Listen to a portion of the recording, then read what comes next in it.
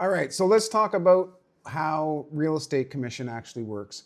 You have splits and you can have caps on your fees. You can also have additional fees that the brokerage would charge you. You could have a transaction fee, a social fee, a coffee fee. There's all kinds of fees that are going into what it belongs at the brokerage and for you to pay them. So it's not just what your split is, there's other fees too. So let's go into each of those different things and see how the commission actually breaks out for you. Let's just talk about the big picture. You get a commission when a house is sold and the brokerage gets paid. You're either on the listing side or you're on the cooperating side. And the commission can be between 4 and 6% depending on where that breaks out. And in this example, let's say that you're getting 1/2 of that. So basically it's split between the two sides. When you get that commission, some of the commission goes to the brokerage and some of it stays with you. So depending on what split you're on, you may receive a certain amount of money, say 10% or 20% or 30% would go to the brokerage, and 70%, 80% or 90% would go to you. So that's how the splits work. It's not that you get 100% of the commission. You would get half of the commission because it goes to both sides, the listing side and the cooperating side. And then whatever your split is goes to the brokerage and you keep the rest. So that's how the commission split works when you receive a commission. So there is a split between the brokerage and the agent. So for instance, say you're on a 70-30 split. 30% of your commission would go to the brokerage and you would keep 70% of that. Let's say you do a deal and you make $10,000 total commission. You would pay the brokerage $3,000 and you would keep $7,000 if you're on a 70-30 split. If you're on a 90-10 split, then you would keep $9,000 and give $1,000. Normally what happens is that as you become more experienced, your split changes so you don't stay at a lower split because the brokerage is saying, yeah, we value you, we want to give you more of your commission in order for you to stay with us. There are brokerages that start off at a higher split, and it really depends on which brokerage you join and what split they give you. So in essence, you're going to be paying a split to a brokerage. It really depends on what that split is. There are zero split brokerages or zero commission brokerages, but then you're paying a monthly fee, which we'll talk about in another video.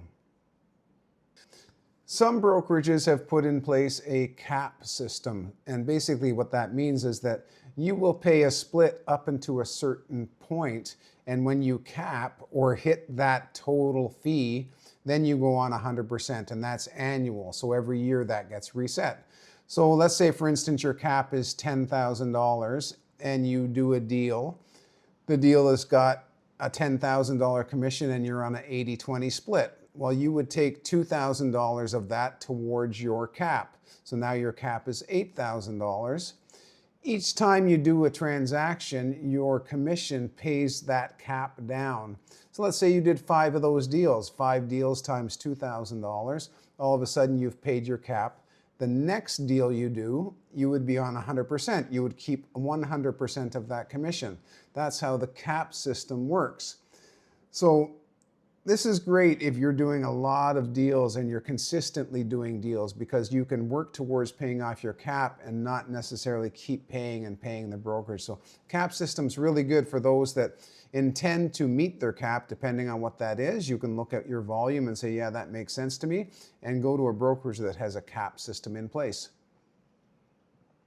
Now, the other thing you need to be aware of is that brokerages will have other fees. So for instance, a brokerage that has a 0% commission, they have to make money. That's why they're in business. So they may have a transaction fee or a desk fee or a combination of both. So a desk fee is something that you pay the brokerage regardless of whether you do a transaction or not. It could be $200, $500, $1,000 a month for the desk that you occupy over at the brokerage. Whether you use that desk or not is up to you, but they do have what they call desk fees. It also pays for the admin for processing deals.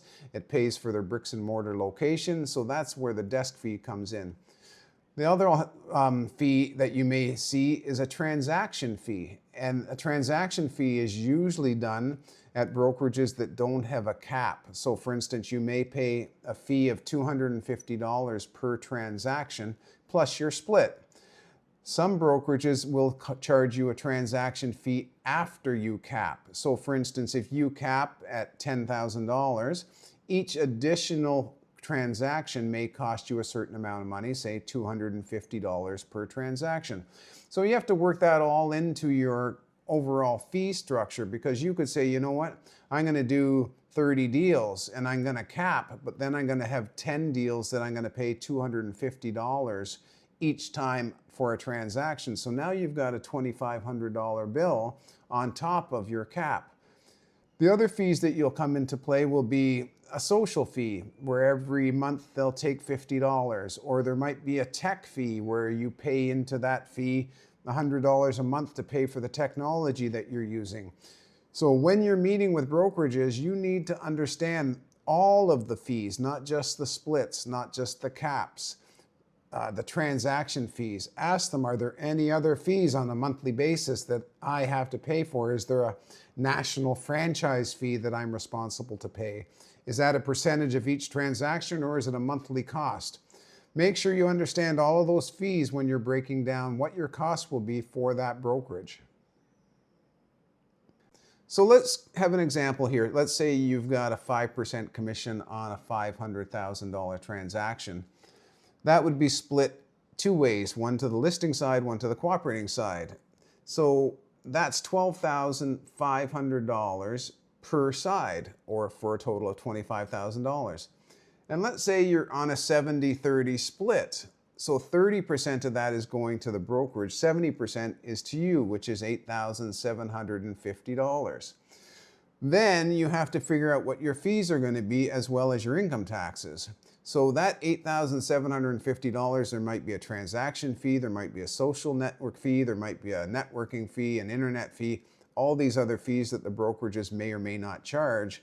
Plus you have to put money away for your personal income taxes. So don't forget that the gross amount is not what you should be looking at. You need to look at the net amount, and you need to make sure that you put away money every time you get paid to pay your income taxes.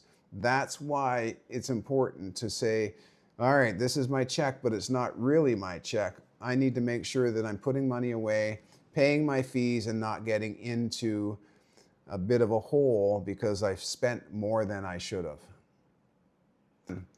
So what really matters is that you need to concentrate on deals, not necessarily on splits. It's important to understand where your costs are, but in the beginning, you're looking for a brokerage that is going to help you make money, because that is what's going to get you to grow in this business. Your splits, you're going to pay those at every brokerage. It may be more, it may be less, but look for brokerages that have good support, good training, especially in your first 200 days as a real estate agent. You want companies that are going to be there for you.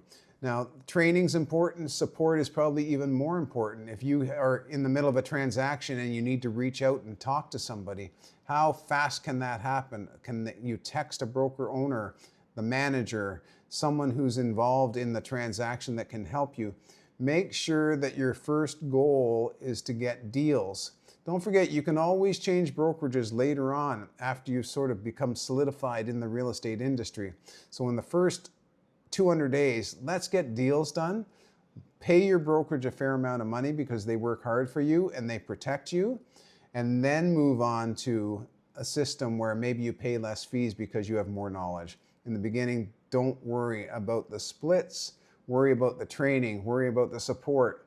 Your first deal is the priority, and the brokerage that will help you get there is the brokerage that you need to work with, and the splits will take care of themselves over time.